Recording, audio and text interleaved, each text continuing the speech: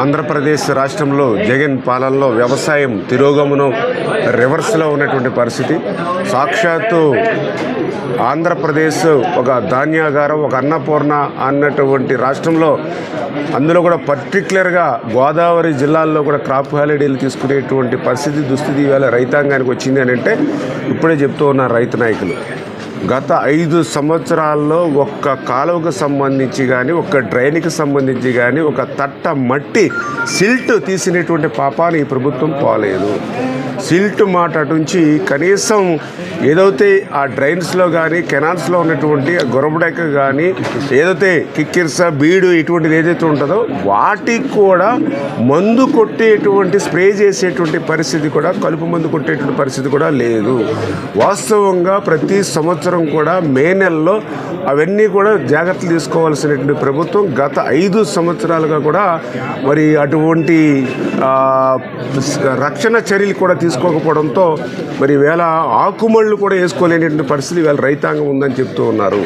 అదేవిధంగా ఈవేళ ఏదైతే లాకులకు సంబంధించి మరి మరామతులు లేవు, కనీసం లాకులకి గ్రీజు కూడా పెట్టలేనటువంటి స్థితిలోనూ ఈవేళ ఆ చిన్నపాటి వర్షం వస్తే మరి వేలాది ఎకరాలు ముంపుకు గురవుతున్నటువంటి పరిస్థితి దుస్థితి అని చెప్తూ ఉన్నారు.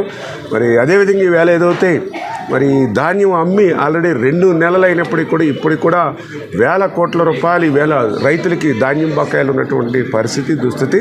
ఆ సివిల్ సప్లై కార్పొరేషన్ ఏదైతే ఉందో దాన్ని కూడా ఈ జగన్మోహన్ రెడ్డి తాకట్టు పెట్టి అప్పులు తెచ్చుకుని ఇవాళ రైతుల్ని ముంచేసినటువంటి పరిస్థితి దుస్థితి. వాస్తవంగా ఏదైతే వ్యవసాయం అనేది, ఇరిగేషన్ అనేది రైతులకి సేవ చేసేటువంటి శాఖలు ఇవి. అందరికీ అన్నం పెట్టేటువంటి అన్నదాతకు సేవ చేయడం అనేది మా అందరికీ కూడా పుణ్య కార్యక్రమం.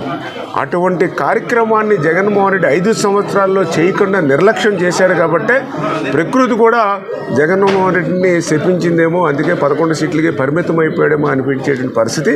అందుకే రేపు రాబోయేటువంటి రోజుల్లో మరి ఏదైతే అక్కడ ఖాళీ చేసినటువంటి ఖజానా కనిపిస్తూ ఉంది, మరి వీటినన్నింటినీ కూడా అధిగమించి ఆ కష్టపడి పంట పండించేటువంటి రైతాంగానికి తిరిగి వాళ్ళ ధాన్యం డబ్బులు ఇప్పించేటువంటి విషయంలో కానీ, అదేవిధంగా ఏదైతే ఈ యొక్క సిల్టు కోడు ఇటువంటివన్నీ కూడా 1 by 1 ఉన్న పరిస్థితులు చూస్తూ ఉంటే మరి ఎక్కడ కూడా చిల్లి గవ్వ లేకుండా చేశాడు. ఏది ఏమైనప్పటికీ కూడా చంద్రబాబు నాయుడు గారు ఆయన కూడా ఒక పరిపాలన దక్షత ఉన్నటువంటి ముఖ్యమంత్రి కాబట్టి, ఖచ్చితంగా నేను కూడా ఒక రైతు బిడ్డగా కాబట్టి ఏదైతే ఈ రైతులు ఎదుర్కొంటున్నటువంటి సమస్యలు ఏవైతే ఉన్నాయో మరి ఆల్రెడీ ఇప్పుడు సీజన్ ఆల్రెడీ స్టార్ట్ అయిపోయింది.